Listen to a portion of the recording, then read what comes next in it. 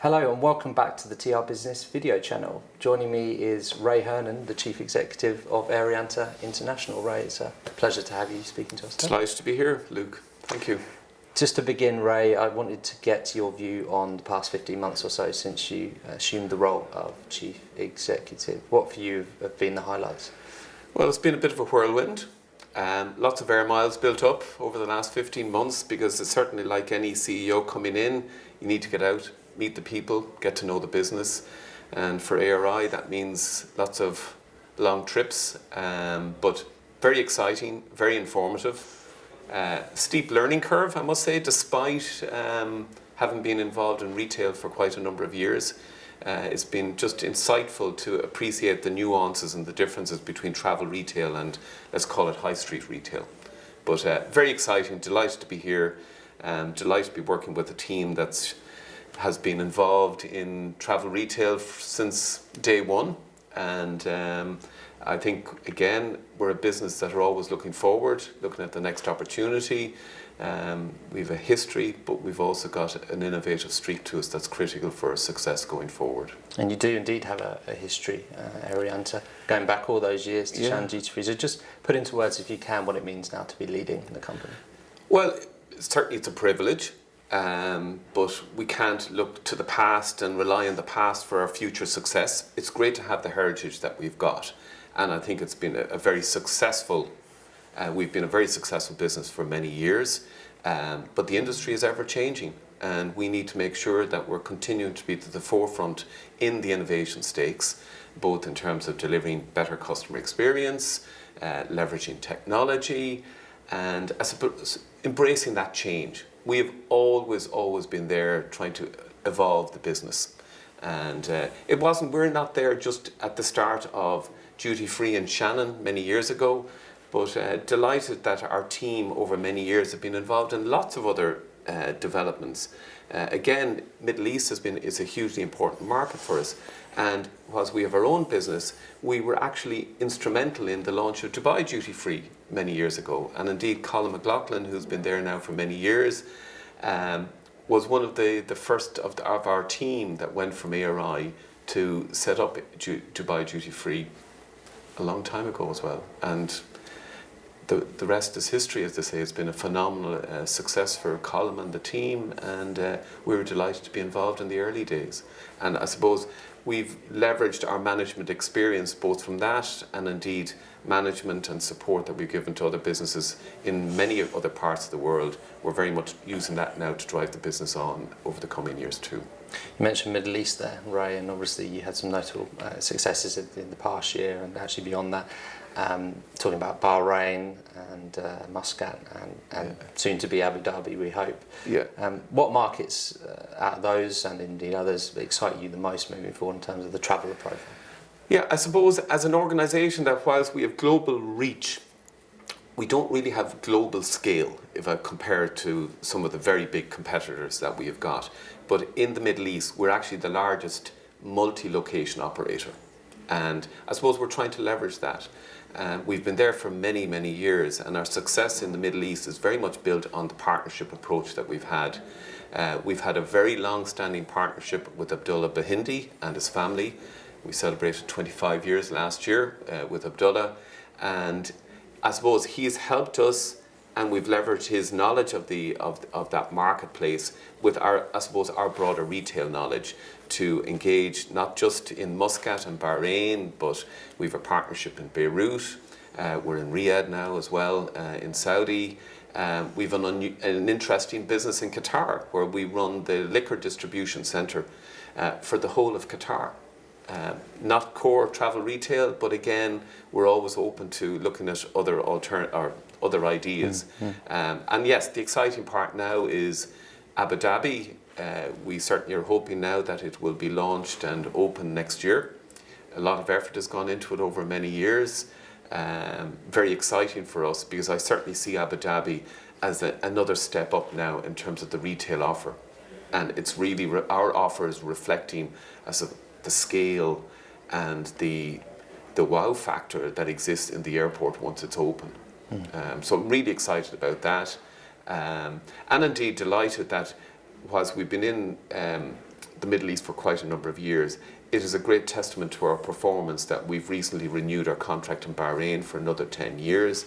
We successfully bid for the for the new Muscat contract 2 years ago, and we're in a new airport now.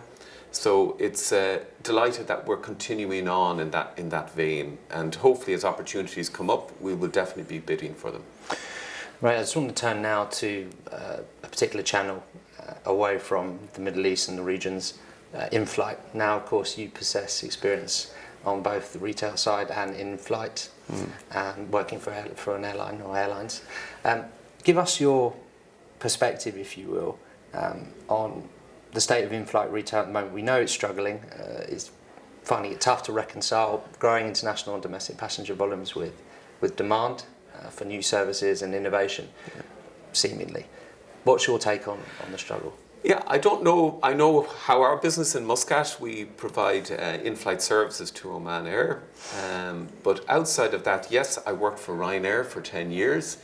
And I suppose for me, and given my experience, I'm trying to get the blend in ARI of bringing the experience of efficient, simplistic work practices that were achieved in Ryanair and their business model, and mixing that now with my experience in Selfridges, which was very customer focused. I mean, they are one of the benchmarks when it comes to customer experience in store. So I suppose I'm lucky, I'm hopefully bringing the blend of those into the ARI travel retail experience.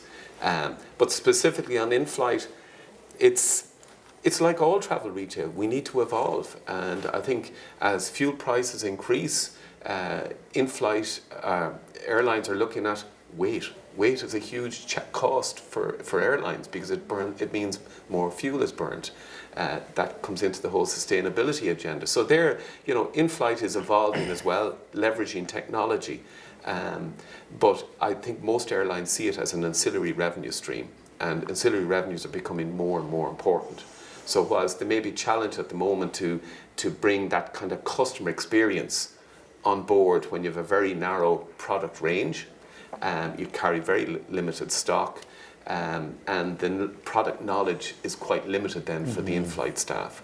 So that combination does make it a challenge in terms of making it a significant ancillary revenue stream, but all ancillary revenues are important for airlines. That's my own experience from the past. On a very basic level, from what you've seen in travel retail, do you think though that the in-flight sector is shouting loud enough about its proposition? Because as we all know, when cuts are made at board level of airlines, the trend we've seen in the last 12, sort of 18 months is that those ancillary streams are being targeted. Well, ancillary streams I think are targeted to drive revenues rather than cut. But I think the issue with in-flight and its current model, which is based on physical product being on board, means there's a cost associated to delivering that around the weight of the trolley. And that can add significantly to the fuels. And with fuel costs increasing, that is creating its own challenge. But I don't think airlines will be taking away in-flight. I mean, they'll be looking at the model to leverage technologies, Wi-Fi, etc. And it's a model that we're kind of conscious is there in the background, is how do we engage with airlines more?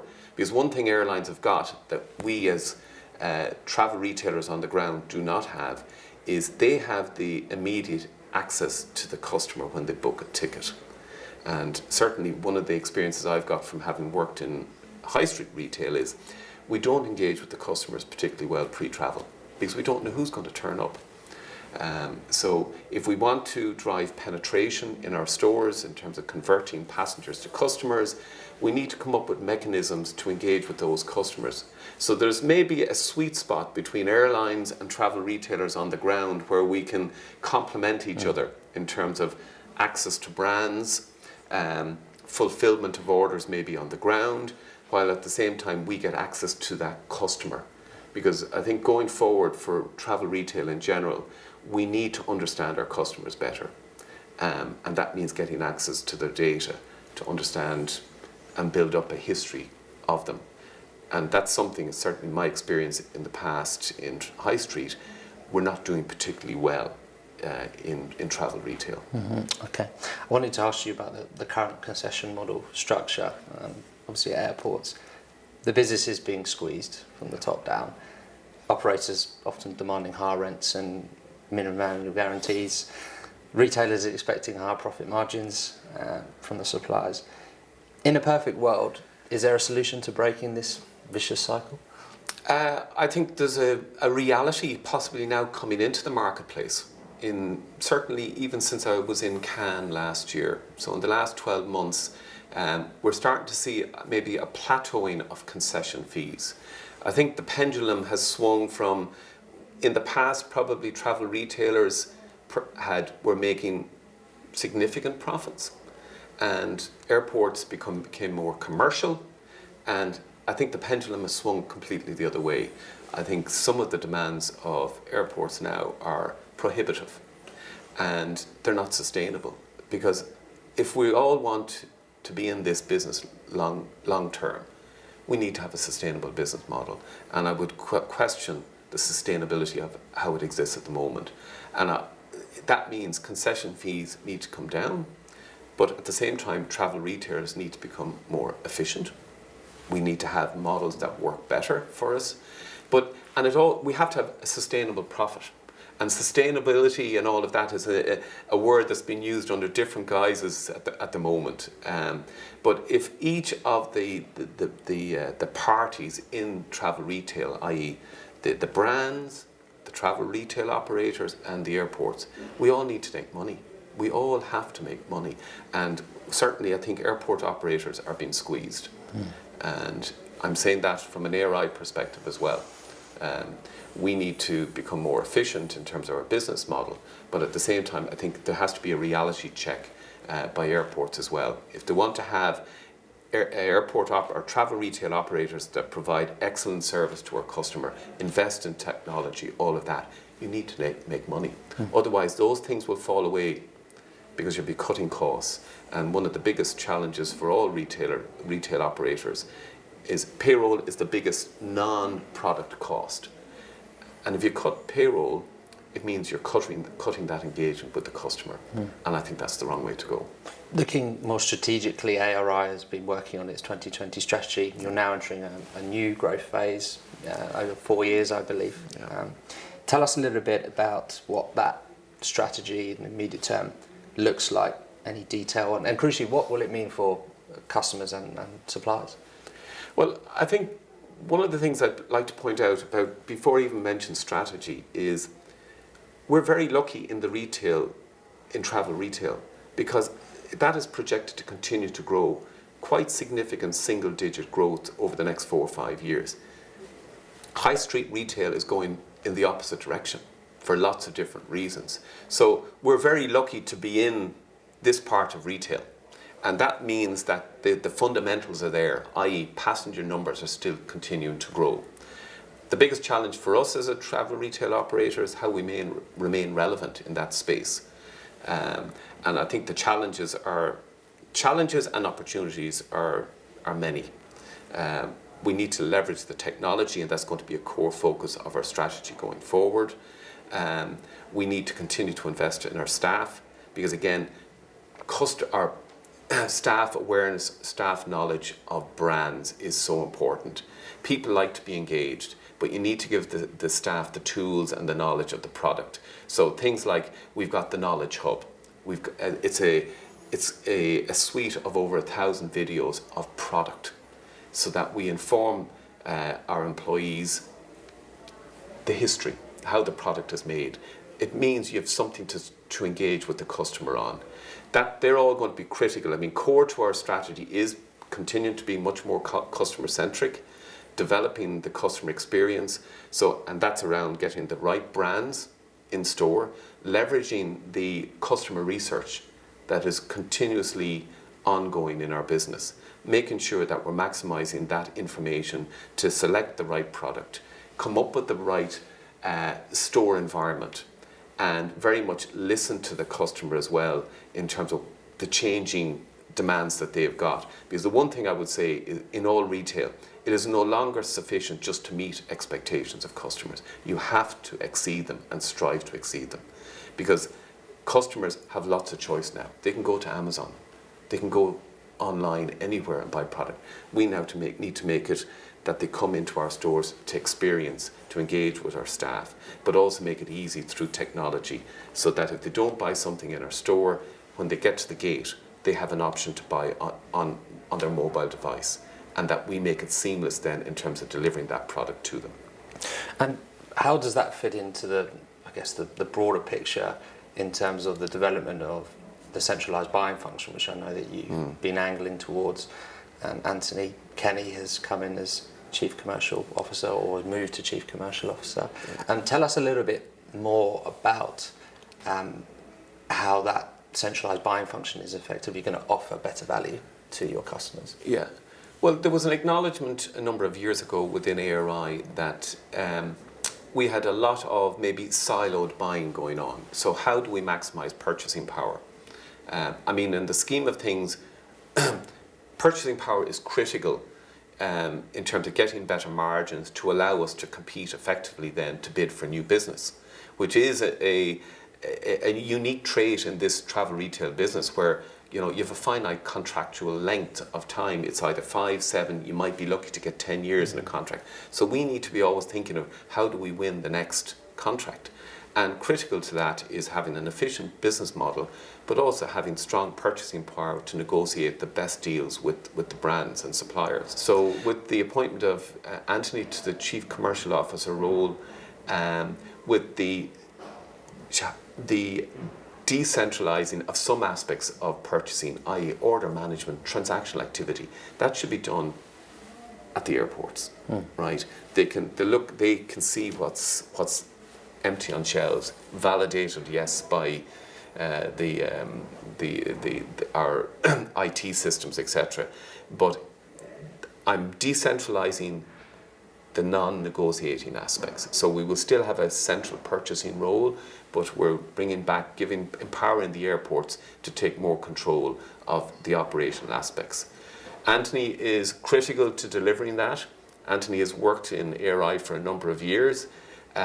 He's an extremely commercial guy, and so I had a huge amount of confidence that putting him into this new role, which will embrace the critical aspects of buying, marketing and e-commerce, all under one umbrella, really trying to ensure that there's a seamless experience and a consistent experience in terms of our engagement, not just with suppliers, but with our customers as well.